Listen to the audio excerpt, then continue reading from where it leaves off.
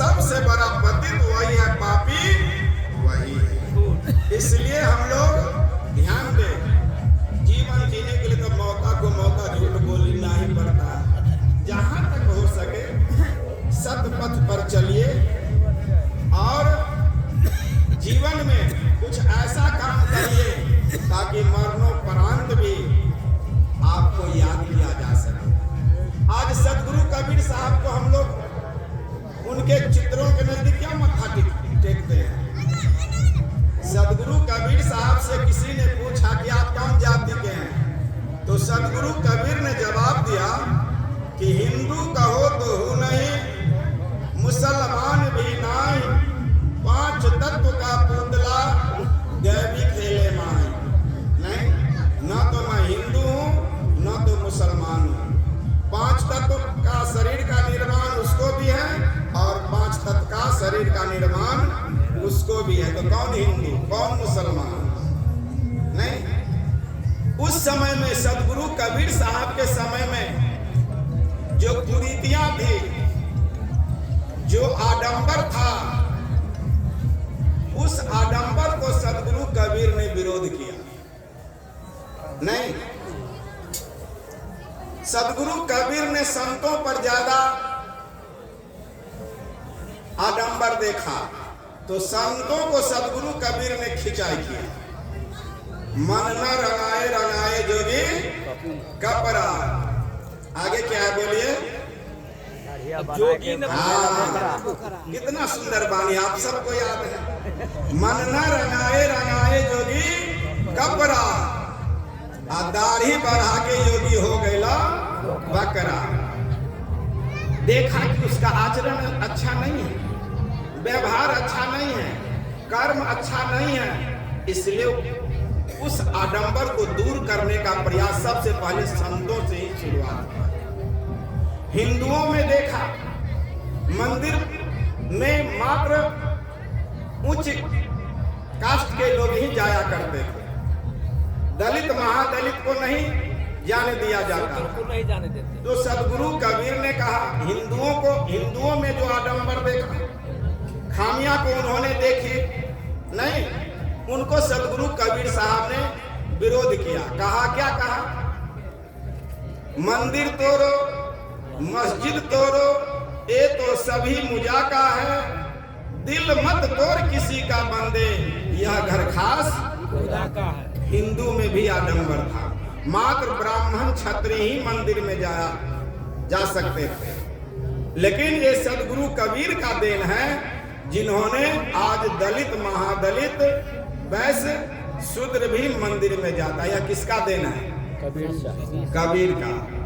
जब मैं छोटा था तो हमारे गुरुजी जमात के साथ चलते थे, तो बुजुर्ग लोग कहते थे कि आज से 50 बरस पहले, अभी का 100 बरस समझ लीजिए, इधर भंडारा भी हो रहा है, प्रवचन भी हो रहा है, चोरा चोरा करके लोग गांव में जाते थे भंडारा खाने के लिए। जाति पाति की भावना थी। तेली को जब मैं छोटा था तो कहते थे कि बउआ आहा कल पर से नीचा भजाओ, इनार पर से नीचा भजाओ। आप लोग भी देखे होंगे। इसी को विरोध सदगुरु कबीर ने किया। तेल नहीं छुआता था लेकिन पानी छुआता था। विचार कीजिए, इस परंपरा को, अवगुणों को, खामियों को किसने दूर किया? सदगुरु कबीर ने। मुसलमान में भी आडंबर देखा कि मस्जिद खुदा को पुकार रहे, किस कैसे मैक लगा कर, नहीं तो उसको कहा कंकर पत्थर जोड़ के मस्जिद लिया बनाए, ताचड़ी मुल्ला बांग दे, क्या बहरा हुआ खुदा। उस समय में मस्जिद में भी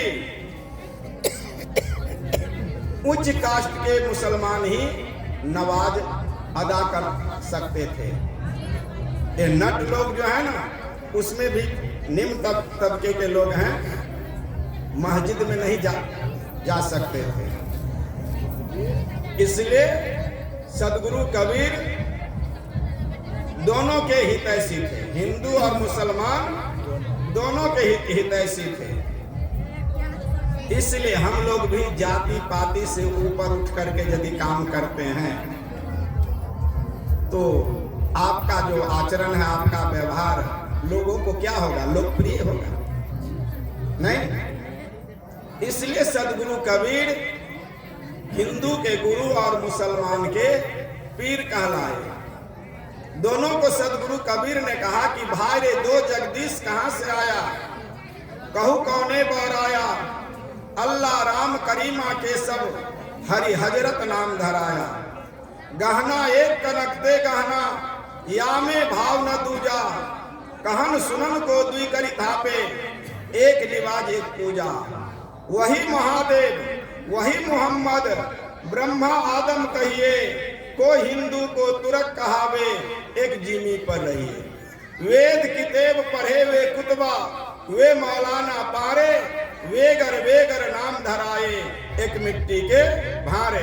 कहें कबीर वे दोनों भूले, दोनों मतलब हिंदू और मुसलमान दोनों भूल गए। कहें कबीर वे दोनों भूले, कहें कबीर वे दोनों भूले, राम की नौ न जाना। घट घट वासी सदगुरु कबीर ने राम को किसको कहा, राम आत्मा को राम कहा, जो सभी जर्रे जर्रे में है, कण कण में है। आत्मा का नाम सदगुरु कबीर ने राम रखा। कहें कबीर वे दोनों भूले, राम की नौ न जाना। एक हंसी वे गाय कटावे, वादह जन्म गमाया। हिंदू देवी देवता के नाम पर बकरी, भेड़, छागर इत्यादि काटते थे और मुसलमान खुदा के नाम पर गाय काटते थे। हिंदू जिसको महादेव कहते हैं, मुसलमान उसको मोहम्मद कहते हैं। नहीं, वही महादेव वही मोहम्मद। ब्रह्मा, हिंदू जिसको ब्रह्मा कहते हैं, मुसलमान उसी को आदम कहते हैं। आप लोग अपनी माँ को माँ कहते हैं, वो लोग क्या कहते हैं, अम्मा। अम्मा। नहीं, आप लोग बाबू कहते हैं, वो लोग अब्बू कहते हैं। बाबा बाबा को अब्बा। अब्बा अब्बा। अब्बा। तो सुनिए, बात एक ही है, कहने का फेर है। हाँ हाँ। इसलिए सदगुरु कबीर के भक्ति पर चलना लोहे का चना चबाना अर्थात टेढ़ी खीर है। सदगुरु कबीर साहब के जितने भी भक्त हुए हैं, चाहे वह धर्मदास जी हो, जागू भागू हो, कमाली हो, कमाल हो, एक छोटी सी कहानी कह देते हैं। सर्वानंद नाम का पंडित था, जो काशी का बहुत बड़ा विद्वान था। उसकी माँ उसको हमेशा सर्वानंद नाम के नाम से पुकारा करते थे। उन्होंने शास्त्रार्थ में जो सरस्वती की ससुराल काशी कही जाती है और नैहर मिथिला, नहीं, सर्वानंद नाम का पंडित जो जाति का ब्राह्मण था, शास्त्रार्थ में सभी ब्राह्मणों को, सभी पंडितों को, त्रिपाठी को, द्विवेदी को, चतुर्वेदी को, झा जी को, मिश्रा जी को, सबको हरा दिया। तो उसकी जिज्ञासा हुई, माँ से कहा कि माँ अब तुम मुझे सर्वाजीत बोलो। कहा कि बेटा तुमने कभी कबीर से सत्संग किया, कबीर साहब से? कहा कि नहीं। तो कहा कि काशी में कबीर साहब रहते हैं, उससे शास्त्रार्थ करोगे और जब वह जीत जाते हैं तो मैं अवश्य सर्वाजीत तुम्हें कहेंगे। हे प्रिय श्रोताओं, कटही गाड़ियां पर, उस समय कटही गाड़ियां थी, 4 वेद, 6 शास्त्र, 18 पुराण, 120 उपनिषद इत्यादि, गीता, बाइबिल, कुरान, सबको लादा, रखा और चला कबीर साहब के पास। सदगुरु कबीर की कमाली नाम की एक शिष्या थी, जो कुएं पर जल भर रही थी, कुएं से।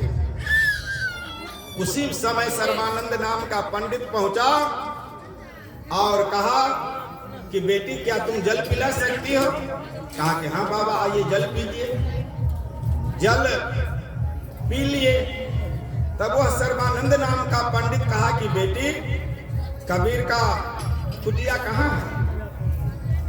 उसी समय कमाली एक साखी बनाई।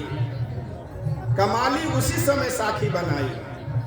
कबीर का घर शिखर पर, जहां सिल हली गैल, अब पैर न टीके पपील का खलकन ला दे बैल। आश्चर्य हो गया सर्वानंद नाम का पंडित कि जब उनकी एक शिष्या इतनी बड़ी विदुषी है तो कबीर कितना बड़ा विद्वान होगा। इसका अर्थ हुआ कबीर का घर शिखर पर इतनी ऊंचाई पर है और इतना फिसलनदार जगह है जो पपील नाम चींटी का भी पैर नहीं टिक सकता है। पंडित, आप इस बैल कटही गाड़ी से आप जाना चाहते हैं? सर्वानंद नाम का पंडित कहा कि बेटी ऐसा करो, इस जल पात्र में पानी लबालब भर दो। कमाली उसमें भर दी और उसके बाद कहा कि ये कबीर साहब को तुम पहुंचा दो आश्रम में। कमाली वैसा ही वह जल पात्र ली और गुरुदेव के पास गए। कहा कि गुरुदेव, सर्वानंद नाम का पंडित जो बहुत बड़ा विद्वान अपने आप को कहते हैं, भरा हुआ जल पात्र भेजा है। कबीर साहब समझ गए। सदगुरु कबीर ने अपनी झोली से एक सुई निकाली। क्या निकाली? सुई। और उस सुई को उस भरे हुए जल पात्र में डाल दिया और सदगुरु कबीर कहे कि कमाली जाकर के उस पंडित को दे आओ। कमाली लौटती है और उस पंडित से कहते हैं कि लीजिए। कहा कि क्या कहा कबीर साहब? कहा कि सदगुरु कबीर ने एक सुई को डाल दिया। इसका अर्थ लगा लिया कि हमारा जो पोथी का ज्ञान है सदगुरु कबीर का आध्यात्मिक ज्ञान छेद कर दिया। नहीं, तब गया और सदगुरु कबीर साहब के पास मत्था टेका और कहा कि मैं आपसे शास्त्रार्थ करने के लिए आया हूं। सदगुरु कबीर ने कहा कि मैं तो पढ़ा लिखा नहीं हूं। उसी समय सदगुरु कबीर साहब एक साखी बनाई। क्या बनाई? साखी का मतलब होता है गवाह। आप लोग पंचायती करते हैं तो कोई ना कोई गवाह रखते हैं ना। साखी का अर्थ होता है साक्षी अर्थात गवाह। उसी समय सदगुरु कबीर साहब की एक बानी निकली। वह बानी थी, मसी कागज छूयो नहीं, कलम गहो नहीं हाथ, चारों युग की महातम, मुख ही जना वही बात। ये बातें सर्वानंद पंडित ज्यों ही सुनते हैं आश्चर्यचकित हैं और सदगुरु कबीर साहब से विनय करते हैं कि मेरी एक प्रार्थना है, आप सुनिए। मैं अपनी माँ से कह दिया हूं कि मैं विश्वजीत कहलाना चाहता हूं। क्या कहलाना चाहता हूं? सब लोग बोलिए, विश्वजीत। मैंने विश्व को जीत लिया। आप अपने कागज पर लिख दीजिए, शास्त्रार्थ में कबीर हारा और सर्वानंद जीता। सदगुरु कबीर ने कहा कि मैं तो पहले ही कह दिया था ना कि मसी कागज छूयो नहीं, कलम गहो नहीं हाथ, चारों युग की महातम, मुख ही जना वही बात। तुमको लिखना है तो लिख लो। कथा ये कहती है सर्वानंद लिखा, शास्त्रार्थ में कबीर साहब हारे और सर्वानंद जीते। मत्था टेका सदगुरु कबीर से और अपनी माँ के पास पहुंचा। कहा कि माँ देखो ये प्रमाण। कहा कि बेटा मैं तो पढ़ी लिखी नहीं हूँ, तू क्या लिखा है पढ़ के सुना। तो वह किताब कापी को देखता है, देख करके पढ़ता है, शास्त्रार्थ में कबीर जी जीते और सर्वानंद हारे। कहा कि बेटा तू क्या पढ़ता है? कहा कि मैं खुद लिखा हूं। कहा कि जा फिर से लिखवा के ला। कहा कि माँ वो तो पढ़े लिखे भी नहीं है, मसी कागज छूयो नहीं कह रहे थे। नहीं, मैं खुद लिखा। हे प्रिय श्रोताओं, पुनः गया, पुनः लिखता है वही बात और फिर आकर के पढ़ता है तो वही पढ़ता है जो पहले पढ़ा था। क्या पहले पढ़ा था? बोलिए। कबीर साहब का जीत, सर्वानंद का हार। नहीं, माँ बोली कि बेटा तुम वही पुनः बोल रहे हो। फिर तीसरी बार जाओ। तीसरी बार गाया। कहा कि साहब भूल हो गई लिखने में, एक बार फिर बोलिए। तो सदगुरु कबीर कहते हैं तुम लिखो जो लिखना चाहते हैं। कबीर जी हारा सर्वानंद जीता। फिर वही लिखता है और वहां जाकर के क्या पढ़ता है? कबीर साहब जीता और सर्वानंद हारा। वह पंडित सदगुरु कबीर साहब का चरणों में मत्था टेका और कहा कि मैं आपका आज से शिष्य बनना चाहता हूं। सदगुरु कबीर ने उसको अपना शिष्य बना लिया। सदगुरु कबीर साहब की जहां कुटिया थी, जहां आश्रम था, जहां रहने का जगह था, उस जगह से कुछ ही दूरी पर एक वेश्यालय था। सदगुरु कबीर साहब का सत्संग नित्य संध्या काल में हुआ करता था।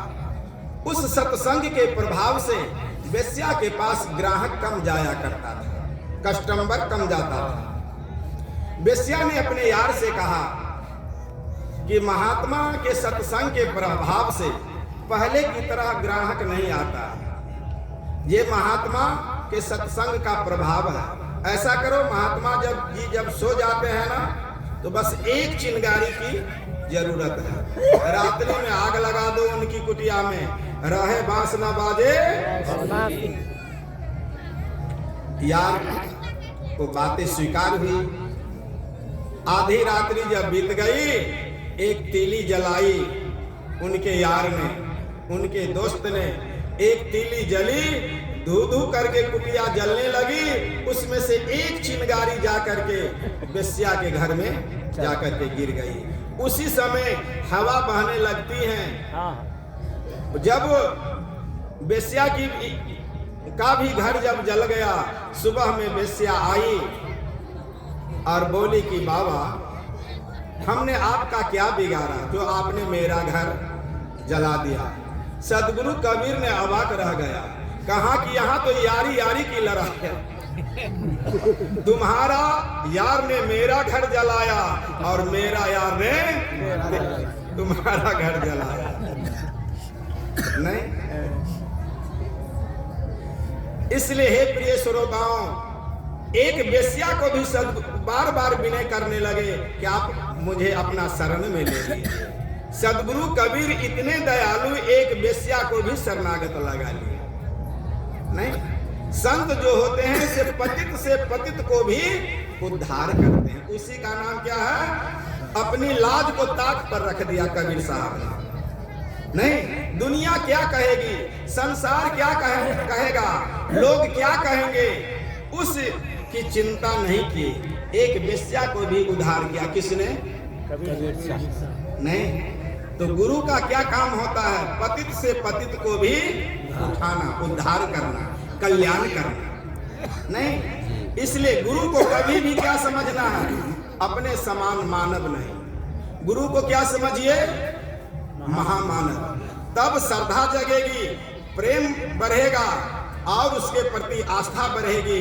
और जब गुरु की कृपा हो जाती है, ईश्वर की असीम कृपा होती है, तब यह जीव धोबी के पास जाता है। धोबी कौन है? गुरु। आप तमाम लोग क्या हैं? कपड़ा। गुरु की वाणी क्या है? साबुन। और जहां भी आप लोग बैठेंगे क्या है? धोबी का घाट। ये क्या है? धोबी का घाट। यह शरीर क्या है? कागज का नाव। यह शरीर क्या है? कागज के नाव। कागज का नाव आप लोग बचपन में बनाया करते थे, और कहीं पानी बहता था तो उस पानी में कागज का नाव डालते थे कि नहीं? हमने तो हजारों बार डाला होगा, आप लोग डाला कि नहीं डाला पता नहीं, डाले हैं ना। बचपन में कागज का नाव सभी बनाया करते हैं, नहीं, और पानी में रख देते हैं। ऊपर से कहीं बूंद गिरा तो गल जाता है। पता नहीं इस जीवन रूपी नाव को कब ठसका लग जाए, कब धक्का लग जाए, कब एक्सीडेंट हो जाए। किसी को पता है? पता है तो हाथ उठाइए। नहीं ना पता है तो फिर 4 दिन की चांदनी, फिर अंधेरी रात, फिर हम लोग जहां से आए थे, जहां आशा वहां। इसलिए हमसे एक आदमी पूछा कि साहब महात्मा लोग मोक्ष की बहुत चर्चा किया करते हैं। नगरडी में पूछा था मुखिया महेश तो हम कहे मोक्ष किसको कहते हैं तुम जानते हो? मोह से रहित हो जाना ही मोक्ष को प्राप्त करना है। मरने समय में किसी प्रकार की इच्छा रह गई, आशा रह गई, आना जाना लगा रहेगा। उस समय में इच्छा रहित हो जाना ही मोक्ष को प्राप्त करना है। यही बात अर्जुन ने पूछा भगवान श्री कृष्ण से कि मोक्ष कैसे मिलता है, आवागमन का चक्र से कैसे हम छूटेंगे।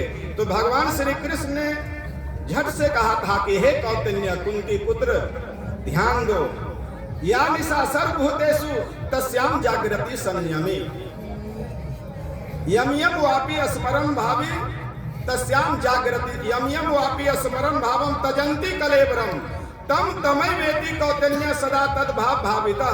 इसका अर्थ हुआ मनुष्य जिस जिस चीज को स्मरण करता हुआ शरीर को त्याग करता है, उस भाव से भावित रहने के कारण मनुष्य का पुनर्जन्म होता है। इस संस्कृत में भगवान श्री कृष्ण ने कहा अर्जुन को समझाते हुए, इसी बात को रामचरितमानस में लिखा कि जहां आशा कहां बासा। इसलिए मरने समय में किसी प्रकार की इच्छा रह गई तो रोके जवाना चाहे रोके जुदाई तुझको आना पड़ेगा, जो वादा किया वो निभाना पड़ेगा। फिल्मी दुनिया का गीत है, लेकिन कितना आध्यात्मिक बात है नहीं। वो कहता है रोके जवाना चाहे रोके जुदाई तुझको आना पड़ेगा। इसका मतलब क्या? इच्छा रह गई मरने समय में तो आना जाना आना जाना आना जाना, यम यम वापि स्मरं भावम तजंती कलेवरम तम तमे वेति कौतन्य सदा तद भाव भावितः।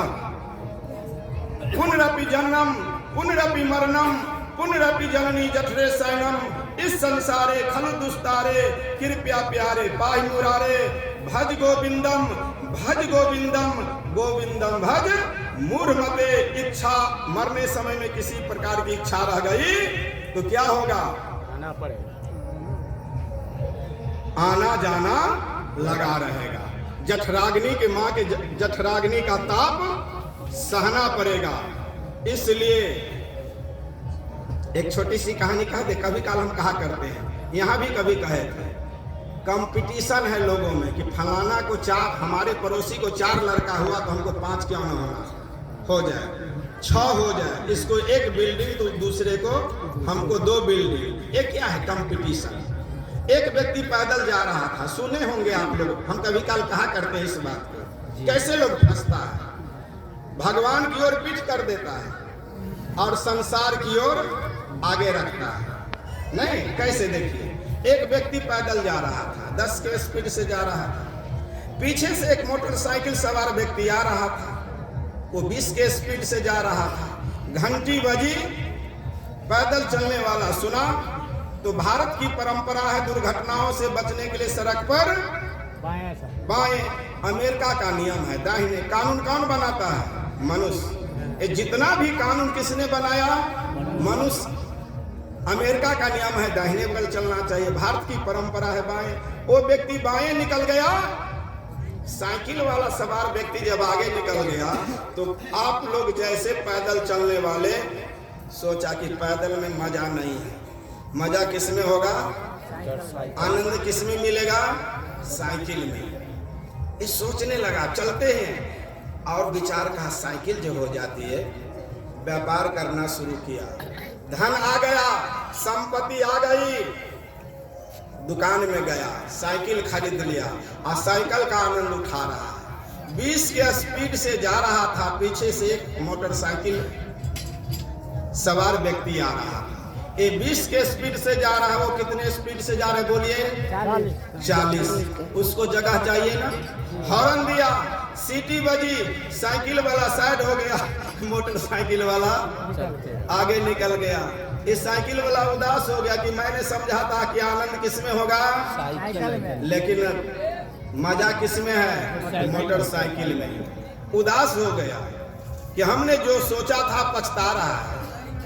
व्यापार करना शुरू किया, काउंटर खुला, दुकानें खुली, खुद बैठा, सुपुत्रों को बैठाया, धन आया, मोटरसाइकिल खरीद लिया, एक रोज 40 के स्पीड से जा रहा था। आनंद ही तो लेना नहीं।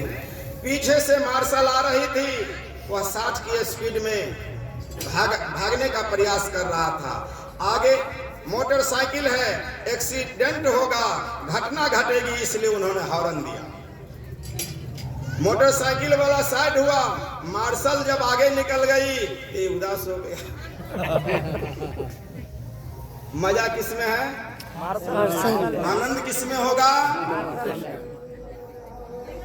बड़ा व्यापार शुरू किया, स्टाफ को लगाया, बेटा को लगाया, खुद बैठा। जब चारों दिशाओं से धन आने लगा, मार्शल खरीद लिया। मार्शल से पूरे परिवार बैठ करके जा रहा था 60 की स्पीड में। पीछे से स्कॉर्पियो आ रही थी, महंगी गाड़ी है ना स्कॉर्पियो। स्कॉर्पियो 80 के स्पीड से आ रही थी। उसको जगह चाहिए आगे बढ़ने के लिए, नहीं, कहां 60 कहां 80। हॉर्न दिया, सीटी बजी, मार्शल वाला साइड हो गया, स्कॉर्पियो वाला आगे निकल गया। ये सोचा भाई कि हमने समझा था आनंद किसमें होगा? मार्शल में, लेकिन आनंद किसमें है? स्कॉर्पियो में। ठीक है, लौटा कुछ दिनों के बाद यात्रा से, बड़ा व्यापार किया, बहुत बड़ा बिजनेस शुरू किया, धन आ गया, स्कॉर्पियो खरीद लिया, तीर्थाटन पर निकला। जब 80 के स्पीड से उसकी गाड़ी जा रही थी, जवाब आपको देना है, मेमोरी यहाँ है कि कवरेज एरिया से बाहर। मैं पूछूंगा आप तमाम लोगों से, जब 80 के स्पीड में उसकी स्कॉर्पियो जा रही थी, निकल रही थी तूफान की तरह, तो ऊपर की आवाज सुनाई पड़ी। भक्तों बोलो किसकी आवाज थी? वेरी गुड, बहुत अच्छा, आप लोगों ने बहुत अच्छा जवाब दिया। किसकी आवाज थी? नहीं, सोचा कि भाई हेलीकॉप्टर होना चाहिए। ये दुनिया में फंस रहा है ना, एक बेटा हो गया, एक और हो जाना चाहिए, एक और हो जाना चाहिए, एक बीघा एक और हो जाना चाहिए। जितनी बड़ी इच्छाएं होगी उतना ही ये कौन बढ़ता है? मन। मन कहाँ बसता है? आंख में। नहीं, ये मन इतना खराब है, मन का कहा न कीजिए, मन है पक्का दूत, ले डूबे दरिया में प्राण जाए जब छू। सदगुरु कबीर ने इसी मन को मारने के लिए कहा, मन का तरंग मार लो, बस हो गया भजन। लेकिन आप सोचते हैं एक पत्नी में मजा नहीं है, एक और मिल जाता। पत्नी सोचती है एक और बगल वाला मिल जाता। ये क्या है? कंपटीशन। ये क्या है? इच्छाएं अनंत है। नहीं, आप लोग भी चाहते हैं कि एक और हो जाता, एक और बिल्डिंग हो जाता, 1 बीघा है, 2 बीघा हो जाता। लेकिन भक्तों, मेमोरी को रिचार्ज कर लीजिए। आप जितने भी कर्म करते हैं, बगल वालों से आप छुपा सकते हैं, स्वयं की आंखों से क्या छुपाया जा सकता है? परमात्मा इसी आंख से देखते हैं। तूने कितना चोरी किया, तूने कितना घूसखोरी किया, तूने कितना बेईमानी किया, तूने माँ बाप को सेवा नहीं किया। दुनिया में कोई सबसे बड़ी देवी है, उस देवी का क्या नाम है? बोलो, माँ। दुनिया के सबसे बड़े देवता है, वह क्या है? बोलो, पिता। लेकिन पिता जो झूठ, बेईमानी, घूसखोरी से जो धन इकट्ठा किया, और वह धन यदि अपने परिवार में खर्च किया, तो बाल बच्चों का, आपके जनरेशन का, आपकी पीढ़ी का बुद्धि कुबुद्धि में बदल गई, तो मान सम्मान करेगा मान सम्मान। इसलिए बाप तबाह, जोर से बोलिए ना, बाप तबाह, आदेश तबाह, नेता से। इन दो से बचिए। बोलो सदगुरुदेव की जय। तो घूस लिया आपने, बेईमानी किया आपने, अशुभ कर्म, नाजायज कर्म किया आपने, उसका भोगी स्वयं आप भुक्त भोगी होंगे। मेमोरी को रिचार्ज, ये करवी प्रवचन है। क्या है? करवी। सबको करवी लगता होगा, लेकिन ये हितकर है। आपके हित की बातें कही जाती है। नहीं, इसलिए बने जो कुछ धर्म कर ले यही एक साथ जाएगा। ये महात्मा जी साल भर में जो है अन्नदान करते हैं, इनके बच्चे लोग कहता होगा सब लुटा रहा है, नहीं, लेकिन ये अपना बैंक बैलेंस कर रहा है। इसी बात को धर्मशास्त्रों में कहा, पूर्व जन्मनि या विद्या, पूर्व जन्मनि या धनम, पूर्व जन्मनि या नारी, अग्रे धावती धावती। जिन्होंने पूर्व जन्म में धन दान करता है अगले जन्म में धनवान बनता है, विद्या दान करता है अगले जन्म में विद्वान बनता है। पराये माँ बहन को हे दृष्टि कुदृष्टि से नहीं देखता है। सती धर्म निर्वाह करने वाली कन्या मिलती है, अर्थात धर्म पत्नी मिलती है, और सती धर्म निर्वाह करने वाली माँ की कोख से जन्म लेने का सुअवसर मिलता है। और आगे कहता है अग्रे धावती धावती, अगले जन्म में आप जैसा कर्म करिएगा वैसा मिलेगा। नहीं, इसी बात को रामचरितमानस में हिंदी में लिखा तुलसीदास जी ने कि पूर्व जन्म बिनु मिले न चारी, धन विद्या और पुत्र अरु नारी। नहीं, हिंदी में लिख दिया गया, इसलिए बंद कर दे क्या कि चलने दे। आप जहिया आपके नजदीक आए तो जो कहिएगा वैसे चलेंगे। कल हम नहीं मिलेंगे, आज ही सुन लीजिए, हम कहीं और रहेंगे। यहाँ से हम 7:15 बजे प्रस्थान करेंगे। इसके बाद हम 2 बजे से रहेंगे वो कहा पछवारी टोल में। 500 मुर्दे का कोई कबला था, उसको रामपीर के साथ वहाँ वाला पकड़ी वाला वो कह गए कि 500 मुर्दे का भंडारा। हाँ वही 500, आपको भी जानकारी है, 551 मुर्दे का भंडारा। और 1 महीना पहले दिन निश्चित है, तो हमको वहाँ भी जाना है। 7 बजे निकलेंगे, इसके बाद 2 बजे वहाँ समय देंगे। इसलिए मैं साहब से क्षमा चाहूँगा कि कल हमको आप न रोके तो बेहतर होगा। वचन तो वचन होता है, आज ही सुन लीजिए, ठीक है। माता पिता का कितना ऊंचा स्थान हमारे शास्त्रों में दिया, जो आप लोग प्रायः कैसेट में सुनते होंगे, सुनते हैं ना। गा दूं कि छोड़ दूं? नहीं, गा दीजिए। गा दें। एक बार तुम उधर भी घुमा दिया करो, सबको फोटो ले लो। कभी प्यासे को पानी पिलाया नहीं, बाद अमृत पिलाने से क्या फायदा। कभी गिरते हुए को उठाया नहीं, बाद आंसू बहाने से क्या फायदा। कभी प्यासे को पानी पिलाया नहीं, बाद अमृत पिलाने से क्या फायदा। मैं तो मंदिर गया पूजा आरती की, पूजा करते हुए मन में ख्याल आ गया। मैं तो मंदिर गया पूजा आरती की, पूजा करते हुए मन में ख्याल आ गया।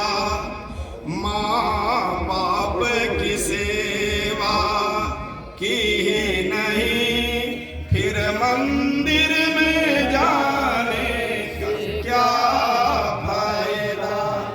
ये सुनने की बात नहीं है, व्यवहार में लाने की बात है। मैं पूर्व में ही कह दिया, दुनिया में सबसे बड़ी देवी जिसका नाम माँ है, सबसे बड़े देवता वह क्या है?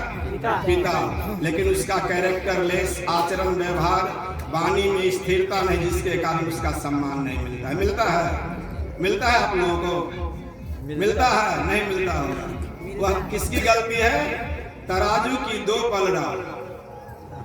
तराजू कितनी पलड़ा है? 2। दोनों समान कब रहेगा? जब परिवार के सभी सदस्य को एक दृष्टि से, एक स्वभाव, एक व्यवहार से देखिए तब। नहीं तो एक पलड़ा नीचे तो एक पलड़ा ऊपर। मैं तो सत्संग गया गुरुवाणी सुनी, गुरुवाणी को सुनकर ख्याल आ गया। मैं तो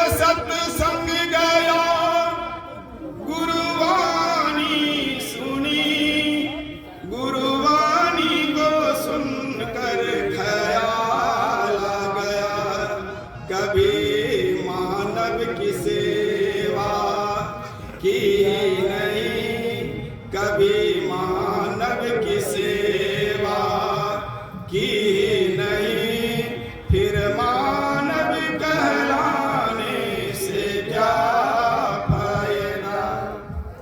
देखने में तो सब लोग मानव ही लग रहे हैं, नहीं? गंगा नहाने हरिद्वार काशी गया, गंगा नहाते हुए मन में ख्याल आ गया।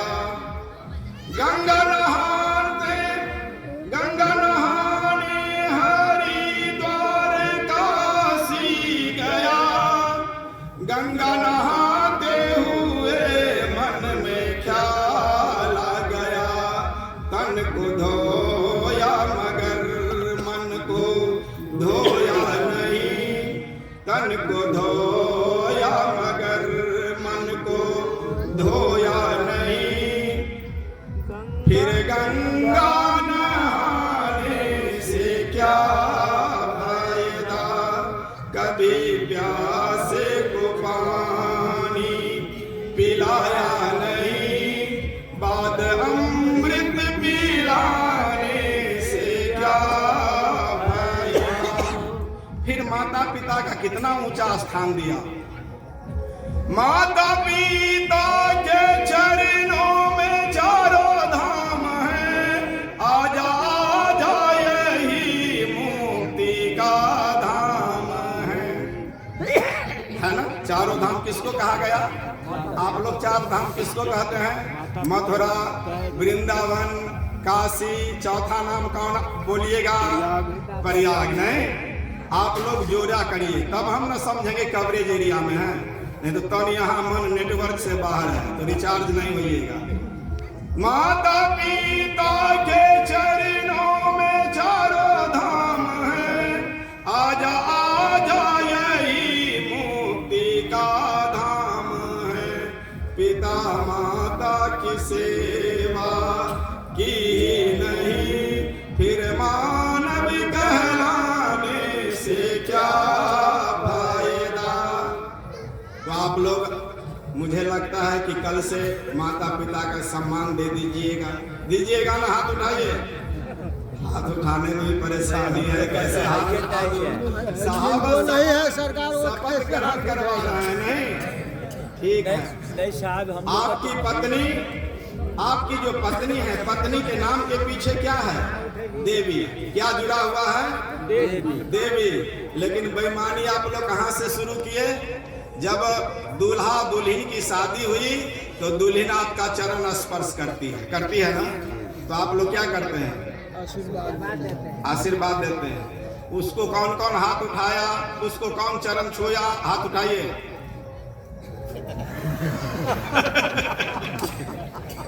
कौन कौन आप लोग उसको चरण छुए? वेदी के नजदीक या मरवा के नजदीक? कौन कौन हाथ उठाइए। इसलिए आप लोगों घर में टेना मेनी रोज होता है। नौजवानों को मैं कहना चाहता हूं कि तुम भी उसको पैर छू लेना, उससे आशीर्वाद ले लेना, कभी टेना मेनी नहीं होगा। नहीं